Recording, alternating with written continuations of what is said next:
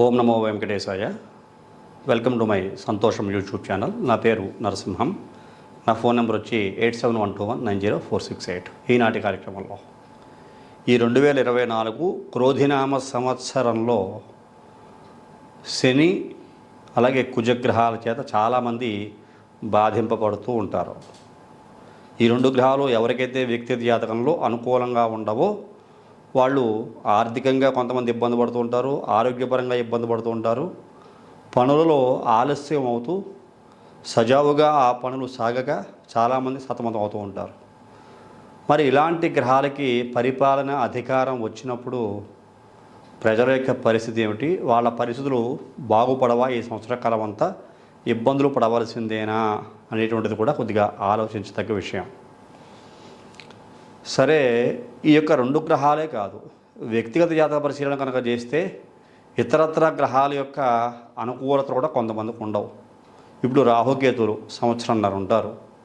కన్యారాశి యందు కేతు ఉంటే మీనరాశి యందు రాహువు. మరి కొన్ని రాశుల వాళ్ళకి ఈ రాహుకేతువుల యొక్క ప్రభావం కూడా అనుకూలంగా ఉండదు. అలాగే మే 1వ తారీఖు నుంచి గురుడు మారుతున్నాడు. మేషరాశిలో సంచారం చేసేటువంటి గురుడు వృషభ రాశిలోకి ప్రవేశిస్తాడు. ఈ వృషభ రాశిలోకి ప్రవేశించి సంచారం చేసే గురుని యొక్క సంచార స్థితి కొన్ని రాశుల వారికి అనుకూలంగా ఉండదు. అంటే ఇలా చూసుకుంటే ఏ గ్రహస్థితులైనా సరే ఈ నవగ్రహాలలో కొంతమందికి కొన్ని గ్రహాలు అనుకూలిస్తూ ఉంటాయి, కొంతమందికి కొన్ని గ్రహాలు అనుకూలించవు. చాలామంది అనేక రకాల పరిష్కారాలు చెబుతూ ఉంటారు, చాలా మంచి విషయాలే. కాకపోతే ఆవుకి ఆ యొక్క ధాన్యాలను తినిపించమని చెబుతూ ఉంటారు. ఎందుకంటే దానం ఇస్తారు కొంతమంది ఆవుకు తినిపిస్తూ ఉంటారు. గవాం అంగేషు తిష్టంతి సర్వే దేవతా సంతి అని మనకి శాస్త్రవచనం. అంటే ఆవు రోమరామంలోనూ కూడా ఒక్కొక్క దేవత కొలువై ఉంటాడు అని చెప్పేసి అని కామధేనువుని ఆవుని కామధేనువుగా చెప్పుకుంటూ ఉంటాం. సర్వ పూజ్యనీయత గలది, సర్వజనులు కూడా ఆవుని పూజించవచ్చు అనేటువంటి కొన్ని నియమ నిబంధనలు మన వైదిక ధర్మాన్ని ఆచరించి కనబడుతూ ఉంటాయి. మరి ఇలాంటి ఆవుకి చాలామంది గడ్డి వేస్తుంటారు. సహజంగా ఉదయం పూట మేత పచ్చగడ్డి కొంతమంది తినిపిస్తూ ఉంటారు, ఒట్టిగడ్డి తినిపిస్తూ ఉంటారు, రకరకాల దాణాల రూపంలో పెడుతుంటారు, చిట్టని తౌడని ఇంకా అనేక రకాల గుగ్గిళ్ళని పెడుతూ ఉంటారు. సరే, ఇవన్నీ ఇలా ఉంచితే ఈ నవగ్రహ దోషాలు పరిహారం కావడానికి కొంతమంది పండితులు కొంతమంది జ్యోతిష్యులు కూడా ఆవుకి శనగలు తినిపించండి అని, అంటే ఈ యొక్క గురుదోషానికి, ఉలవలు తినిపించండి అని కేతుగ్రహ దోషానికి, అలాగే కందులు తినిపించండి అని కుజగ్రహ దోషానికి ఇట్లా చెబుతూ ఉంటారు. నువ్వులు కూడా తినిపించమని చెబుతారు కొంతమంది. నల్లావుకి నువ్వులు తినిపించండి, శనిపీడ శని బాధలు తొలగిపోతాయి అని చెప్పేసి చెబుతూ ఉంటారు. వీటికి సరైన పరిష్కారం అంటే ఆవు యొక్క ఆరోగ్యాన్ని కూడా దృష్టిలో పెట్టుకోవాలి కదా. మన దోషాన్ని పోగొట్టుకోవడానికి మనకు నచ్చిన విధంగా, మనకి ఎవరో చెప్పిన విధంగా మనము ఆ యొక్క పదార్థాలు వాటికి తినిపించేస్తూ ఉంటాం. ఇక్కడ నువ్వులే కానీ, కందులే కానీ, శనగలే కానీ, ఉలవలే కానీ, మినుములే కానీ, ఈ నవగ్రహాలకి సంబంధించిన ధాన్యాలు మన దోషం పోగొట్టుకోవడం కోసం ఆ జీవికి, ఆ ఆవు రూపంలో ఉండేటువంటి జీవికి మనం తినిపించేసుకుంటాం. మనం తృప్తి పడుతూ ఉంటాం మన దోషం తొలగిపోయింది అని. మరి దాని ఆరోగ్య పరిస్థితి ఏమిటి? ఒకవేళ మనం తినిపించిన వాటిల్లో ఆవుకి ఏదైనా అనారోగ్యం చేసేవి ఉండి ఒకవేళ ఆరోగ్యానికి ఇబ్బంది పెట్టేటట్టుగా ఉందనుకోండి ఆవుకి, మరి ఆవుకి ఆరోగ్యం కూడా పాడైపోతుంది కదా. దాన్ని మనం పట్టించుకోం. నాకు ఒక మంచి స్ఫురణ వచ్చింది, ఇది మీకు నచ్చితే దీనిని పాటించండి, తప్పులేదు. ఇప్పుడు మీ వ్యక్తిగత జాతకాలు చూపించుకుంటూ ఉన్నారు. మీ వ్యక్తిగత జాతకాలలో ఏవో కొన్ని గ్రహాలకి సంబంధించిన దోషాలు, ఇప్పుడు కొంతమందికి ఏలినాటి శని ఉంది, మకర కుంభమీన రాశుల వాళ్ళకి, అలాగే అష్టమ శని అర్ధాష్టమ శని కొన్ని రాశుల వాళ్ళకు ఉన్నది. అలాగే కొంతమందికి గురువు యొక్క సంచారం అనుకూలంగా ఉండదు, రాహుకేతుల యొక్క సంచారం అనుకూలంగా ఉండదు, ఇతర గ్రహాల యొక్క సంచారం దశనాథులని అంతర్దశనాథులని, అలాగే పాప నీచ స్థానాలని, ఉచ్చక్షేత్రాలని నీచక్షేత్రాలని, ఇలాగా ఇతర గ్రహాల యొక్క సంచార స్థితి కూడా మీ యొక్క జన్మ నక్షత్రాన్ని బట్టి, రాశిని బట్టి, లగ్నాన్ని బట్టి అనుకూలంగా కొంతమందికి ఉండవు. కొంతమంది జ్యోతిష్కుల దగ్గర జాతక పరిశీలన చేయించుకుంటూ ఉంటారు.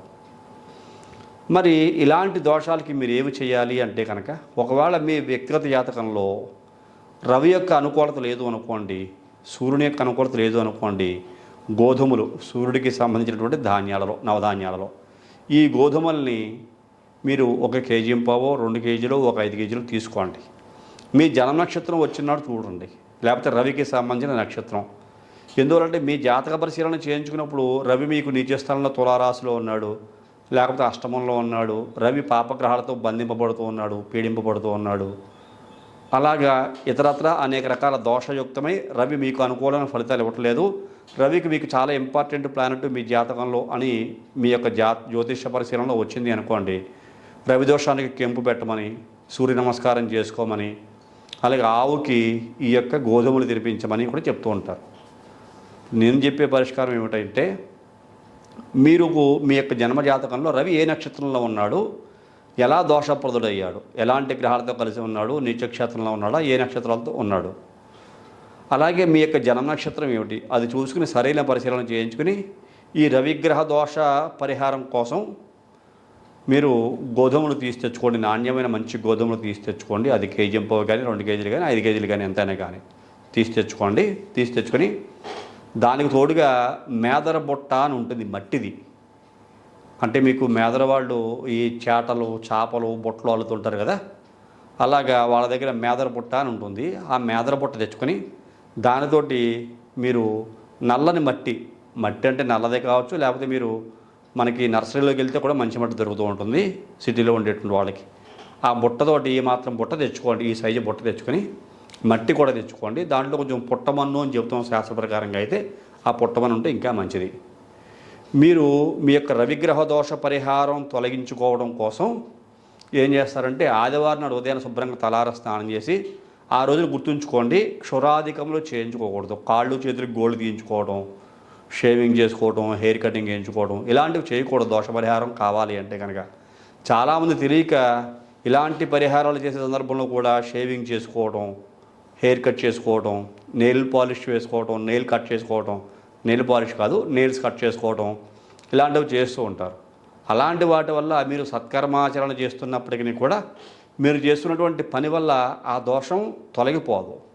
కాబట్టి క్షురాధికములు నిషిద్ధంగా చెప్పబడింది. ఇటువంటి కార్యక్రమాలు నిర్వహించుకునే సందర్భంలో ఆ మేదల బుట్ట తెచ్చుకొని, ఆ బుట్టలోకి మట్టి కూడా తెచ్చుకొని చక్కగా ఇంటికి ఒక పక్కన పెట్టుకోండి. మీరున్న నివాస స్థలంలో కానీ ఎక్కడైనా సరే ఒక ప్లేస్లో, మంచి ప్లేస్లో పెట్టుకొని ఈ గోధుమలు మీరు ఏం చేస్తారంటే, తెచ్చుకున్న గోధుమలు ఉన్నాయి కదా, ఆ గోధుమల్ని మీరు చక్కగా ఈ సూర్య భగవానికి ప్రీతికరమైనవి కాబట్టి గోధుమలు మీ ఇంట్లో సూర్యనారాయణమూర్తి యొక్క ఫోటో ఉంటే ఆ ఫోటో పెట్టుకోండి. సూర్యాష్టోత్రం పూజ చేయండి ఈ గోధుమలతోటి. సూర్యుని యొక్క అష్టోత్రం కానీ, సూర్యుడి యొక్క సహస్రనామం కానీ, మమ జన్మతః అని చెప్పేసిన సంకల్పం చెప్పుకున్న తర్వాత సూర్యుడు ఏ స్థానంలో ఉన్నాడో ఆ స్థాన దోష పరిహారార్థంగా చెప్పుకొని సంపూర్ణ సూర్యగ్రహ అనుకూల సిత్యర్థం అని ఒక్కసారి మంత్రాన్ని చెప్పుకొని ఈ గోధుమల యొక్క ధాన్యాన్ని, అంటే మీకు కరివేరు పుష్పాలు, పువ్వులు, ఇంకా అనేక రకాల పూజా ద్రవ్యాలు వాడిన తర్వాత సహస్రనామంగా అష్టోత్తరం చేసేటప్పుడు ఈ గోధుమలతోటి ఆ సూర్యుడికి అష్టోత్తరం చేయండి. ఇది కంప్లీట్ చేశారు కదా. తర్వాత ఈ కంప్లీట్ చేసిన తర్వాత ఈ గోధుమల్ని పాయసంగా కూడా తయారు చేసుకుని ఆ యొక్క సూర్యనారాయణమూర్తికి నివేదన చేయగలిగితే ఇంకా మంచిది. బిఫోర్గానే పాయసం కొద్దిగా తయారు చేసి ఉంచుకుని గోధుమ పాయసం ఏదైతే అష్టోత్తరం పూజ చేశారో ఈ గోధుమల్ని ఇందాక మీరు మేదల పుట్ట తెచ్చుకున్నారు కదా, ఈ పూజ అంతా కంప్లీట్ అయిపోయి మీరు లేచిన తర్వాత ఆ రోజున మీ జన్మ నక్షత్రం కానీ, మీ జాతక చక్రంలో రవి ఉన్న నక్షత్రం కానీ అయి ఉండాలి. అలాగా ఈ గోధుమలు ఆ బుట్టలో వేసి, ఆ మట్టి బుట్టలో వేసి ప్రతిరోజు కొద్దిగా నీళ్లు జల్లుతూ ఉండండి. అది పొడి ఆరిపోకుండా చూసుకోండి. మనం వ్యవసాయం చేస్తున్నట్టుగానే ఇంట్లో ఈ గోధుమలు డైరెక్ట్గా ఆవుకి తినిపించకుండా అవి మొలకలు వస్తాయి. ఎన్ని రోజులకి? 9 రోజులకో 18 రోజులకో మంచి మొక్కలు కానీ తయారవుతాయి. ఈ గోధుమ బుట్టను ఎప్పుడు మీరు సంరక్షిస్తూ ఉండండి. తడి ఉండాలి, తేమ ఉంటూ ఉండాలి. అలాగా ఆ గోధుమలన్నీ కూడా మొక్కల కింద వస్తాయి. మరలా ఎప్పటికీ 9 రోజులకి మీ రవివర నక్షత్రం వస్తుంది, లేకపోతే మీ జన నక్షత్రం అయితే వస్తుంది. అలాగే 9 రోజులకి చిన్న మొక్కలుగా ఉన్నాయి అంటే కొంచెం ఇంకొక 9 రోజులు వెయిట్ చేయొచ్చు, 18 రోజులు. ఈ 18 రోజులకి కూడా ఈ మొక్కలు పెద్దవి అవుతాయి. ఈ బుట్టల మొక్కలు 9 రోజులకే పెద్ద మొక్కలు వస్తాయి, బాగానే వస్తాయి. ఒక 5-6 అంగుళాల మొక్కలు వస్తాయి. లేకపోతే 18 రోజులకి మంచి మొక్కలు వస్తాయి. గోధుమ గడ్డిని కూడా మన బజార్లో అమ్ముతూ ఉంటారు. ఈ గోధుమ గడ్డి, ఈ మొక్కలో వచ్చిన గోధుమ గడ్డిని అప్పుడు ఆవుకు తినిపించండి మీ చేతితోటి. చక్కగా ఆ మట్టిలోంచి తీసేసి శుభ్రంగా కడిగి సూర్య నమస్కారం చేసుకుని మరలా మీకు జన్మ నక్షత్రం వస్తుంది చూసుకోండి. 18 రోజులకైనా మీరు ఏ రోజునైతే మీ నక్షత్రం వేశారో దానికి రిలేటెడ్గా, అంటే మీ జన్మ నక్షత్రం తాలూకా, ఇప్పుడు మీరు కృత్తిక నక్షత్రం వేసామనుకోండి, కృత్తిక వస్తే ఉత్తర నక్షత్రం 9వ నక్షత్రం అవుతుంది, ఉత్తరాషాఢ నక్షత్రం 18వ నక్షత్రం అవుతుంది. ఇలా చూసుకోండి. ఇలా చూసుకుని దానికి తగ్గట్లుగా ఆ 18 రోజులు మీరు ఇలా ప్రతిరోజు నీళ్లు పోసి ఆ సూర్య నమస్కారం చేసుకుని ఈ గోధుమ గడ్డి పెరిగిన తర్వాత దాన్ని శుభ్రంగా ఆ మట్టిలోంచి తీసి కడిగేసి అప్పుడు భక్తిపూర్వకంగా ఆ 18వ రోజు ఉదయాన్ని శుభ్రంగా ఇలా చేసిన తర్వాత మీకు దగ్గరలో ఉండే ఆవుకి ఈ గోధుమ గడ్డి తినిపించడం వల్ల సంపూర్ణ సూర్యగ్రహ దోష పరిహారం అవుతుంది. ఏదైతే ఆవుకి మీరు గోధుమలు, మీరు సూర్యనారాయణమూర్తికి పూజ చేసిన గోధుమలు, ఆ గోధుమలనే మొలకలు ఎత్తించి గడ్డిగా పెంచి ప్రతిరోజు నమస్కారం చేసుకుంటూ ఆ గడ్డినే, ఆ గోధుమ గడ్డినే ఇక్కడ మీరు ఆవుకి తినిపించారు. చూసారా, ప్రకృతి పరంగా కూడా మీరు చేసే పని చాలా మంచి పని. ఈ గోధుమ గడ్డి ఆవుకు తినిపించడం వల్ల ఆవు చాలా హ్యాపీగా, ఆనందంగా, సంతోషంగా తింటుంది.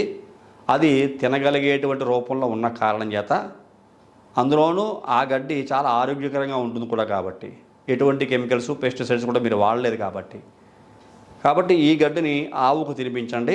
ఆవు చుట్టూ 3 సార్లు ప్రదక్షిణ చేయండి. సూర్యదోషం పరిహారం కావాలి అని చెప్పి మనస్ఫూర్తిగా నమస్కారం చేసుకుని ఈ గడ్డిని ఆవుకు తినిపించడం వల్ల మీకు చాలా మంచి జరుగుతుంది. సూర్యదోష పరిహారం అవుతుంది. మీరు మీకు దానం చేయలేకపోయాం గోధుమలు, లేకపోతే ఏం చేయాలో అర్థం కాలేదు అని బాధ ఉండదు. ఇలా చేయగలిగితే, శక్తి ఉండేలా చేయగలిగితే, శ్రద్ధగా చేయగలిగితే దానిని మించినటువంటి పుణ్యఫలం మరొకటి లేదు అని చెప్పుకోవచ్చు. డైరెక్ట్గా మీరు రా మెటీరియల్ గోధుమలని ఆవుకు తినిపించేసే కన్నా దానికి ఆరోగ్యం పాడవుతుందేమో భయం లేకుండా ఇలా మొక్కలు వచ్చినటువంటి ఈ గోధుమ గడ్డిని తినిపించినైతే మంచి ఫలితం వస్తుంది అని చెప్పేసి నేను విశ్వసిస్తున్నాను. ఇది మీకు తెలియజేద్దానే ఉద్దేశంతో ఈ కార్యక్రమం చేయడం జరిగింది. అలాగే 9 గ్రహాలకి సంబంధించి అంతే. ఇప్పుడు చంద్రగ్రహ దోషం ఉంది.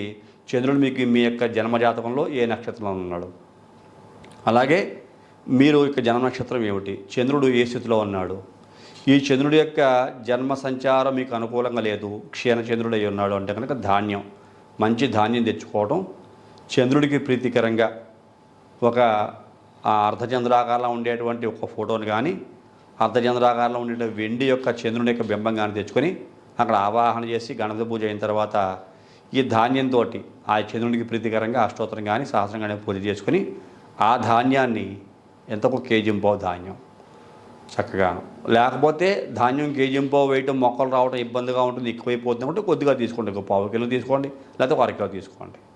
మీరు తెచ్చుకున్న బుట్టను బట్టి ఉంటుంది. పెద్ద సైజు బుట్ట అయితే కేజీంపావు పట్టేస్తుంది. ఆ గడ్డి ఎదగాలి కాబట్టి ఆవుకి ఈజీగా తినిపించవచ్చు, శుభ్రంగా హ్యాపీగా తింటుంది కూడా. అట్లాగా ఈ చంద్రుడి ప్రీతికరంగా కూడా ఆ ధాన్యాన్ని సేమ్ నానబెట్టి మొక్కలు వచ్చేలా చేయటం, ఆ మొక్కలు వచ్చిన ధాన్యాన్ని ఆవుకు తినిపించడం గడ్డిని. అలాగే కుజప్రీతికి కందులు, సేమ్ ఇలాగే సుబ్రహ్మణ్య స్వామికి అభిషేకం, అష్టోత్తరం, సహస్రం ఈ రకంగా కందులతో చేయటం, దానిని మొలకెత్తించడం, ఆ మేదర బుట్టలో మట్టిలో వేయటం, మొక్కలు వచ్చిన తర్వాత 9వ రోజుకే మొక్కలు వస్తాయి కందులు బాగాను. ఆ 9వ రోజున బాగా ఏపుగా మొక్కలు వచ్చాయంటే కనుక ఆ మొక్కలు తీసుకుని శుభ్రం కడిగేసి ఆవుకు తినిపించడం, 3 మార్లు ప్రదక్షిణ చేయటం. అలాగే బుధ ప్రీతికి పెసలు కూడా మంచి ఏపుగా మొక్కలు వస్తాయి. ఇలాగ పెసలు కూడా బుధగ్రహానికి అష్టోత్తరం సహస్రం కానీ అష్టోత్తరం కానీ చేయటం. ఇదే పెసలు మరలా సేమ్ అదే ప్రాసెస్లో ఆ మేదల బుట్ట ఉన్న మట్టిలో వేయటం, చక్కగా ఈ యొక్క మొక్కలు వచ్చిన తర్వాత ఆ యొక్క ఆవుకు తినిపించడం.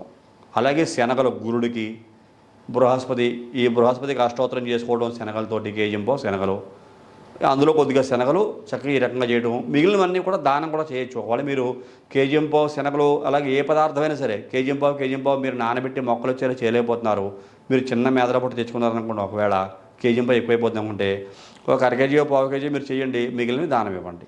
అలా ఇవ్వచ్చు, పర్వాలేదు. అది ఇంకా కొంచెం కలిపి కూడా ఇవ్వచ్చు. కేజీంపావు పూర్తిగా దానం ఇవ్వచ్చు, మిగిలినవి కొద్దిగా 1 అర కిలోను 1/2 కిలోను ఇలా నానబెట్టి మొక్కలు వచ్చి ఈ యొక్క ఆవుకు కూడా తినిపించవచ్చు. అలాగే గుడికి సంబంధించి శనగలు, అలాగే 9 రోజులు కానీ 18 రోజులు కానీ ప్రాసెస్ సంరక్షణ చేయడం. శుక్రుడికైతే బొబ్బర్లు, చూసారా, శనికైతే నువ్వులు, అలాగే రాహుకైతే మినువులు, కేతువుకైతే ఉలవలు. ఈ నవగ్రహ దోషాలు పోగొట్టుకోవడానికి ఇది చాలా మంచి పరిహార ప్రక్రియ.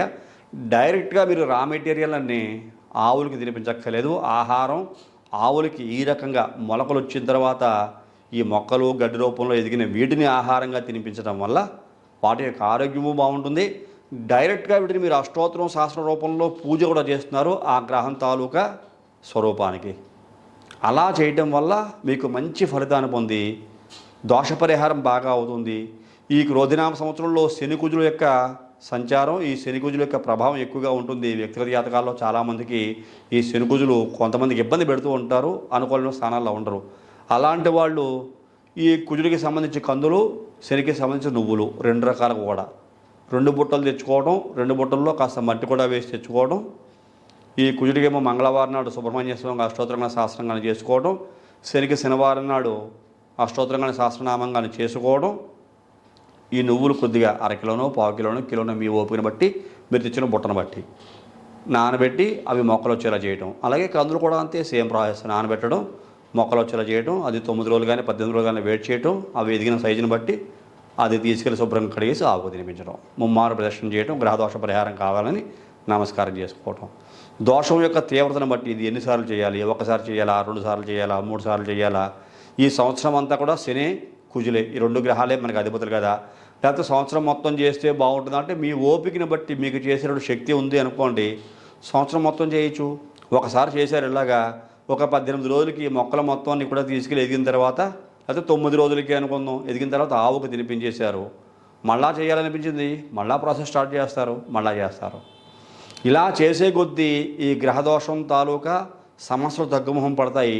ఇక్కడ ఆరోగ్యం వస్తుంది, ఐశ్వర్యం వస్తుంది, సమస్యలు తగ్గుతాయి, పనులన్నీ సకాలంలో పూర్తవుతాయి, అనుకున్న పనులన్నీ కూడా సక్రమంగా ముందుకెళ్తాయని చెప్పేసి మీరే గమనిస్తూ ఉంటారు, మీరే గుర్తిస్తూ ఉంటారు. ఈ యొక్క కార్యక్రమం మీకు తెలియజేద్దాం ఉద్దేశంతో ఈ కార్యక్రమం మీకు నేను చేసి నా ఛానల్లో టెలికాస్ట్ చేయడం జరుగుతోంది. ఈ కార్యక్రమం నచ్చితే కనుక ప్రతి ఒక్కరు కూడా మీ యొక్క కామెంట్, విలువైన సమాచారాన్ని కామెంట్ రూపంలో తెలియజేయండి. మీ వ్యక్తిగత జాతకం కూడా ఎవరైనా సరే మీలో నా ద్వారా తెలుసుకోలేకుండా మీ జాతక వివరాలు, డేట్ ఆఫ్ బర్త్ వివరాలు వాట్సాప్ చేయండి కింద కనబడుతున్న నెంబర్కి. ఈ జాతక పరిశీలన దగ్గర రుసుము కూడా చెల్లించి జాతక పరిశీలన చేయించుకుని ఇంకా ఇతరత్ర అయిన పరిహారాలు ఏం చేస్తే బాగుంటుందనే విషయాలు వ్యక్తిగత జాతక పరిశీలన చేస్తే చెప్తాను మీకు. ఎందుకంటే కొంతమందికి 2 గ్రహాలు, 3 గ్రహస్థులు, 4 గ్రహస్థులు బాగోవు. అలాంటి వాళ్ళు ఏం చేస్తే బాగుంటుంది, ఏ ఏ ధాన్యాలను కలిపి మొక్కలుగా చేయొచ్చు అనే విషయం కూడా కొన్ని ఉంటాయి.